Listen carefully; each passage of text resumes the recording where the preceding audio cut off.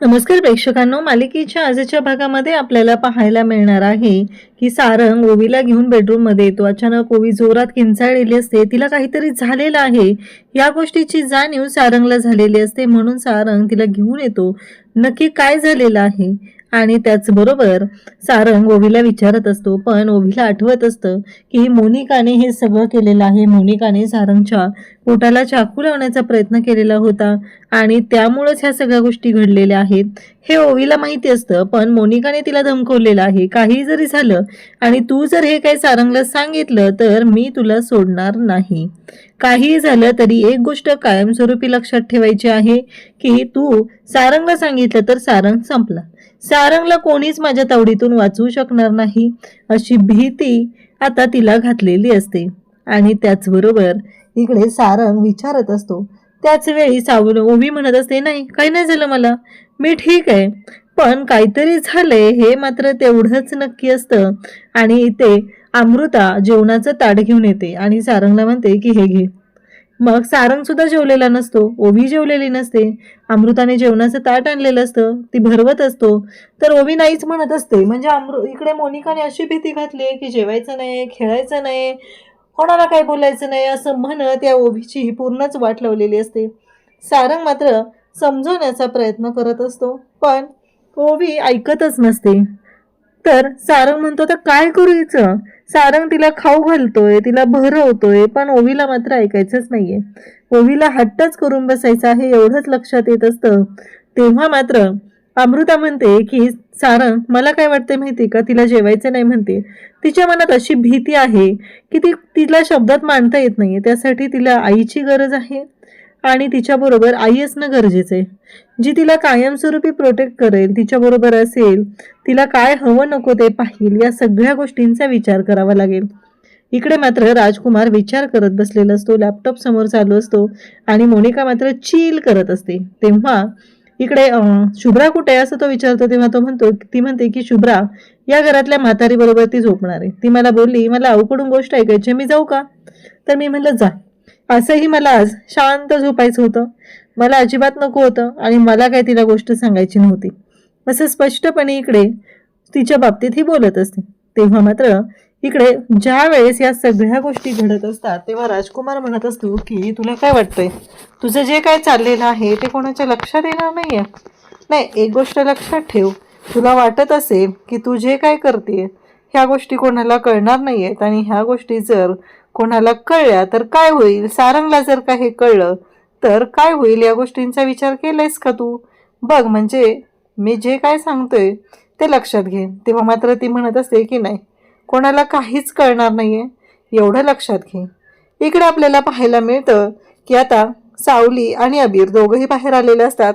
अबीरने खूप छान असा सिक्स मारलेला असतो आणि तो खुश असतो. हे सगळं चालू असतं आणि तेव्हा मात्र सावली त्यांना म्हणत असते, अरे मुलांनो काय. तेव्हा मुलं म्हणतात काकू. सावली म्हणते तुमच्याकडे 2 मिनिटं आहेत का. नाही, मला तुमच्याशी बोलायचं आहे ना म्हणून म्हटलं. तेव्हा ते म्हणतात काकू अजून एक इनिंग राहिले तेवढी होऊ द्या ना. तर इकडे अबीरच्या खेळण्यामुळे त्यांची टीम जिंकणार आहे असं मुलांचं म्हणणं असतं आणि त्याचबरोबर मुलं सुद्धा खुश असतात. सावली म्हणते मी जास्त वेळ नाही घेणार आहे तुमचा, मला सांगा ना तुमच्याकडे आहेत का 2 मिनिटं. तेव्हा मात्र हे सगळं जेव्हा चालू असतं आणि नेमकं त्याच वेळी मुलं म्हणतात की ठीक आहे बोला. तेव्हा सावली म्हणते मला सांगा तुम्हाला काय काय आवडतं, म्हणजे तुम्ही क्रिकेट तर खेळता पण त्या व्यतिरिक्त. तर मुलं सांगू लागतात की आम्हाला डान्स करायला आवडतो, खेळायला आवडतं. मग सावली मुलांना विचारते गाणं कोणाकोणाला आवडतं. तेव्हा त्यातला मन्या आणि आणखी 2-3 जण असतात ते म्हणतात की आम्हाला आवडतं गाणं. मग सावली म्हणते म्हणून दाखव बरं तू. मग मन्या गाणं म्हणायला सुरुवात करतो. गोड अशा आवाजात तो गाणं म्हणत असतो आणि मग अबीर त्यांना म्हणू लागतो की अरे म्हणजे तुम्हाला गाणं शिकायचंय तर. तेव्हा सावली म्हणते की हो, म्हणजे तुम्हाला गाणं शिकलं पाहिजे. म्हणजे विचार करा ना, तुम्ही एवढं छान गाताय, म्हणजे आता एवढं सगळं करता, खेळता, शाळेत जाता, पण आता तुमच्या ह्याच्यातली 2 तास, 1 ते 2 तास तुम्ही रोज तुमच्या गाण्यासाठी दिली तर किती फायदा होईल याचा विचार केलाय का तुम्ही. इकडे ओवीला मात्र सारंग म्हणत असतो की काय चाललंय.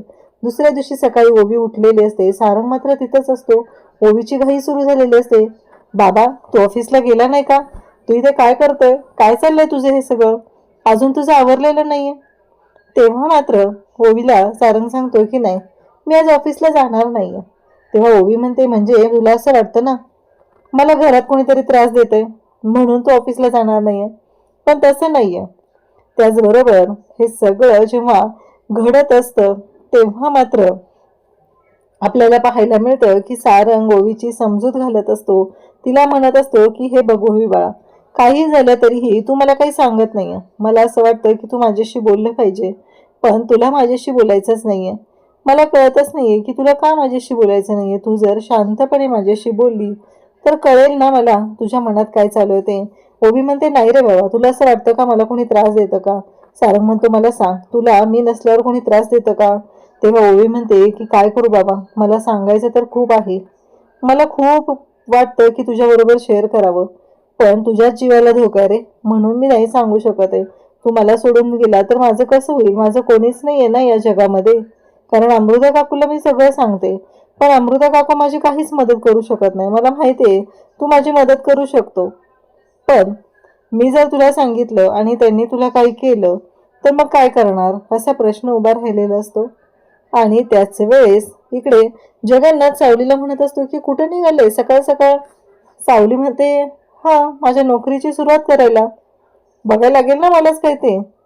तेव्हा मात्र इकडे जगन्नाथ म्हणतो, म्हणजे आता काय? तुला मी सांगितलंय ना, गुरुकुल जोपर्यंत सुरू होत नाही तोपर्यंत तुझा पगार चालू राहणारच आहे, काहीच प्रॉब्लेम नाहीये. तेव्हा मात्र सावली म्हणत असते, पण मला कळत नाहीये की तुम्ही असं काय म्हणताय ते, त्याचा मागचा काय अर्थ आहे? तेव्हा जगन्नाथ म्हणत असतो की हे बघ, मी तुला सांगितलंय, सगळ्या गोष्टी मी तुला क्लिअर केलेल्या आहेत, मग प्रॉब्लेम काय आहे? तेव्हा मात्र सावली म्हणत असते की आता गुरुकुल सुरू करायचं मीच ठरवलेलं आहे, त्यामुळं काळजी करायची गरजच नाही. त्यावरती जगन्नाथचं म्हणणं असतं की हे बघ, म्हणजे काय? सावली म्हणते, अहो आपल्या अबीरमुळे हे पॉसिबल झाले. मी मुलांशी बोलले आणि मुलं तयार झाली. आज त्यांच्या पालकांशी भेटून होईल सगळं. आता मुलं तयार झाली तर गुरुकुल चालू व्हायला प्रॉब्लेमच नाहीये. त्यामुळं आता गुरुकुलमध्ये जाऊन पुढचं काम करायचं मी ठरवलंय, असं सावली आवर्जून सांगत असते. आणि जगन्नाथ मात्र म्हणत असतो की चालेल, चांगली गोष्ट आहे. मग सावली म्हणते की चला, सुरुवात तर छान होती ना, असं सावलीने स्वतःहून सांगितलेलं असतं. आणि नेमकं त्याच वेळेस इकडे जगन्नाथ सुद्धा या सगळ्या गोष्टींसाठी तयार झालेले असतात. त्यासोबतच जगन्नाथचं असं म्हणणं असतं की काहीही झालं तरीही खरंच तू अगदी ना साऊ, खरंच गोड आहेस. म्हणजे तुला अगदी कळतं की काय करायला पाहिजे, काय नाही केलं पाहिजे, गोष्टी कशा पद्धतीने सोडवल्या पाहिजेत. आज सुद्धा यशस्वी भव, तुला या सगळ्यामध्ये यश तर मिळणारच आहे, त्यामुळं काळजी करायची अजिबात गरज नाही, असं इकडे सांगितलेलं असतं. तिलोत्तमा ऑफिसला गेलेले असते आणि त्याच वेळी शंकरराव तिला भेटायला आलेले असतात. तिलोत्तमा म्हणते, नमस्कार, आज खूप दिवसांनी येणं केलं. तेव्हा ते म्हणतात की एका प्रोजेक्टमध्ये इन्व्हेस्टमेंट करायचे. तर तिलोत्तमा म्हणते, आम्ही आता नवीन काय एक्सपांड करणार नाहीये बिझनेस, आमचा जो आहे तोच आम्ही कंटिन्यू करणार आहे. त्यावरती त्यांचं असं म्हणणं असतं, म्हणजे? तेव्हा तिलोत्तमा म्हणते की अहो खरंच सांगते. तेव्हा ते म्हणतात की अहो पण मला कुठं नवीन सुरू करायचंय काय? जो तुमचा जुना बिझनेस आहे, बंद पडलेली एक कंपनी आहे, त्याला मी फंडिंग करायला तयार आहे. ती म्हणते, कोणती? आमच्याकडे कोणतीच कंपनी बंद पडलेली नाहीये. त्यावरती मात्र इकडे शंकरराव सांगतात की हे बघा, मी सांगतोय ना तुम्हाला कोणती कंपनी ते. आणि असं म्हणत शंकररावांनी सांगितलेलं असतं. आणि ती कंपनी म्हणजे दुसरी तिसरी कोणती नसून सावली हर्बल आहे, असं सांगितलं जातं. आता मात्र सावली हर्बल सुरू करण्यासाठी त्यांचा अट्टहास असतो. तेव्हा तिलोत्तमा म्हणते की नाही, ते पॉसिबलच नाही होणार आहे, कारण सावली हर्बल नाही आम्ही सुरू करू शकत आहे. तेव्हा ते म्हणतात की हे बघा, कसं आहे, शंकरराव जर फंडिंग करत असतील तर कोणतीही कंपनी कोणत्याही वेळी सुरू होऊ शकते, असं त्यांनी स्पष्टपणे सांगितलेलं असतं. आणि त्याच वेळेस तिलोत्तमा म्हणते, काय? अहो पण कसं शक्य आहे हे शक्यच नाही आहे. तेव्हा ते म्हणत असतात की सावली हर्बल ही कंपनी सुरू तर होणार आहे आणि ती कंपनी सुरू करणार सुद्धा तुम्ही आहात, मी फक्त तुम्हाला फंडिंग करणार आहे, असं त्यांनी सांगितलेलं असतं. आणि त्याच वेळेस इकडे तिलोत्तमाला धक्का बसतो. तेवढ्यातच तिथे राजकुमार आणि त्याचबरोबर मोनिका आलेले असतात. राजकुमार बरोबर ती ओळख करून देते. मोनिका पाहतच राहते, कारण मोनिकाला बिझनेसचा पण माहिती नाहीये, पण तिथे पुढे पुढे करायला ती असते. आता सावली आणि अबीर मन्याची वाट बघत असतात. मन्या त्याच्या आईबाबांना घेऊन येणार असतो. सावली म्हणत असते, अरे त्यांनी इथंच बोलवलं होतं ना रे अबीर, अजून कसे आलेले नाहीत. अबीर म्हणतो, गाई जरा धीर धर, येतील, थांब जरा वेळ. अगं आता 3 तर आले ना, हा पण येईल ग, असं म्हणत गोड गोड बोलत असतो. कारण अबीर म्हणत असतो, जर का मी तुझ्या सोबत असेल तर काळजी करायची काहीच गरज नाही. या सगळ्या गोष्टी आता सुरू झालेल्या असतात. आणि मग अबीर तेवढ्यात म्हणतो की ते बघ आले मन्याचे आई बाबा, मी तुला सांगितलं होतं ना, पण तूच ऐकत नाहीयेस माझं, आता बघ बरं, असं म्हणत तो आईला आणखी बोलत असतो. त्याच वेळी ते येतात आणि म्हणतात, काय हो हे, हा ऐकायलाच तयार नव्हता, तुम्हाला भेटायचंय तुम्हाला भेटायचंय एवढंच त्याचं चाललेलं होतं. आता कसं बसं त्याला इकडे शांत करून आणलेलं आहे. सावली म्हणते की बघा, तुम्हाला स्वर सावली हे गुरुकुल माहिती आहे का? तेव्हा ते म्हणतात, नाही नाही माहिती, याच्याबद्दल काहीच ऐकून नाही आम्ही. सावली म्हणते की ते गुरुकुल आहे, जिथं गाणं शिकवलं जातं, तिथं मी शिक्षिका म्हणून जॉईन होते. तर मला असं वाटतंय की तुमच्या मुलाचा आवाज गोड आहे, खूप छान गातो तो, तर त्याने हा क्लास लावावा असं मला वाटत आहे, असं सावलीनं सांगितल्यानंतर मात्र इकडे तो मुलगा आणि त्याचे आई वडील तिथं आलेले असतात. ते सगळेच तिथे असतात. तेव्हा मात्र सावली त्यांच्याकडे पाहत असते आणि मग सावलीला त्यांना सांगते की बघा. तेव्हा तामीर म्हणतो की बघा बघा, हा मन्या स्टेजवर हातात गिटार घेऊन गाणं गातोय, सगळेजण मन्याचे बाबा म्हणून तुम्हाला ओळखतायत, ही गोष्ट फारच मोठी आहे बरं का, असं म्हणत आता अबीर वेगळीच नक्कल करत असतो. तेव्हा मात्र सावली हसत असते आणि तिकडून कोणीतरी ओरडते, आय लव्ह यू मन्या, असं म्हणत तो जोरात ओरडतो आणि म्हणतो, अहो हे स्टेजवर घडणार आहे हो, असं काही बाकी कुठं नाहीये, असं त्यांनी आवर्जून सांगितलेलं असतं. सावली म्हणत असते, रे शांत हो, कारण इकडे अबीरला माहिती आहे की कशा पद्धतीने रिॲक्ट केल्यानंतर ह्या सगळ्या गोष्टी सॉल्व्ह होतील आणि अबीरने तीच काम केलेलं असतं. आज सावली अबीरला शांत करते. शेवटी मन्याचे बाबा म्हणतात की ठीक आहे, आम्ही तयार आहोत त्याला हा जो क्लास आहे तो त्या क्लासला पाठवण्यासाठी. फायनली इकडे पाहायला मिळतं की ते म्हणजेच सावलीने फायनली ही गोष्ट अचीव केलेली असते की तिला जे हवं आहे ते मिळवणं. म्हणजेच तिला तिचं सुख कशात आहे हे माहिती होतं.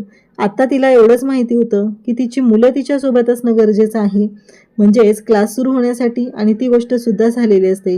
आणि हे सगळं झालेलं असतं ते म्हणजे अबीरमुळं, अबीरची जी पॉझिटिव्हिटी आहे त्याच्यामुळं. तर इकडे आता आपल्याला पाहायला मिळतं की सारंग मात्र कशा पद्धतीने मोनिकाचा डाव उधळेल, कशा पद्धतीने ते सगळं कांड शोधून समोर आणेल, हे आपल्याला पुढे पाहायला मिळणार आहे. अशाच अपडेटसाठी चॅनलशी कनेक्ट राहा. थँक्यू.